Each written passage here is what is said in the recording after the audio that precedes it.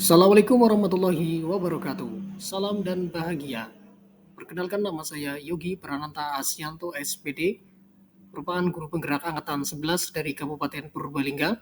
Saya akan memaparkan tentang tugas refleksi demi mingguan modul 1.3.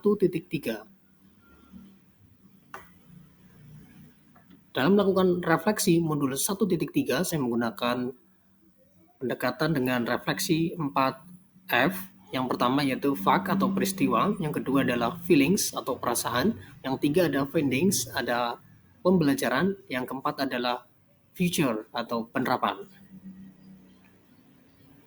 Oke, yang pertama tentang fact atau peristiwa. Setelah saya belajar dari modul 1.3 untuk dapat mewujudkan, saya menjadi lebih termotivasi lagi untuk mewujudkan visi saya terhadap peserta didik di satuan pendidikan saya, yaitu SD Negeri 1 Sindang.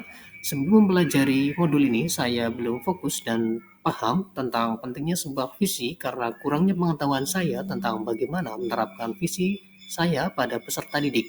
Setelah saya mempelajari modul 1.3 dan mengikuti rangkaian proses pembelajaran sampai dengan elaborasi pemahaman yang dipandu oleh instruktur yaitu Bapak Rudianto, pikiran dan pemahaman saya semakin terbuka dan adanya penguatan, maka semakin termotivasi untuk dapat mewujudkan visi pada peserta didik.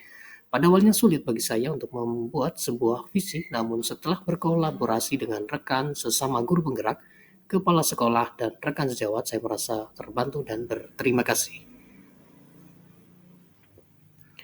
Kemudian feelings atau perasaan saya ketika membuat visi ini adalah adanya harapan besar pada peserta didik untuk berakhlak mulia, kreatif, dan inovatif, serta dapat bahagia dan selamat di masa depan untuk mendukung Indonesia yang maju dan berdaya saing.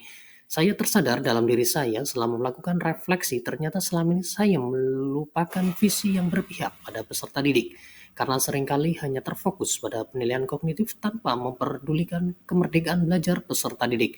Setelah saya mencoba melakukan refleksi visi yang telah saya buat, maka saya mulai berusaha menjadi penuntun bagi peserta didik, memberikan motivasi, memberikan contoh atau teladan yang baik. Fakta dalam mewujudkan sebuah visi tidak mudah, tetapi perasaan saya kuat dan yakin dengan niat yang tulus dan ikhlas, maka semua visi saya yakin akan dapat terwujud kepada peserta didik saya. Kemudian yang ketiga adalah findings atau pembelajaran. Pelajaran yang saya dapat ambil dari modul 1.3 adalah bagaimana mewujudkan visi saya menjadi prakarsa perubahan dengan menggunakan pendekatan inquiry apresiatif atau IA.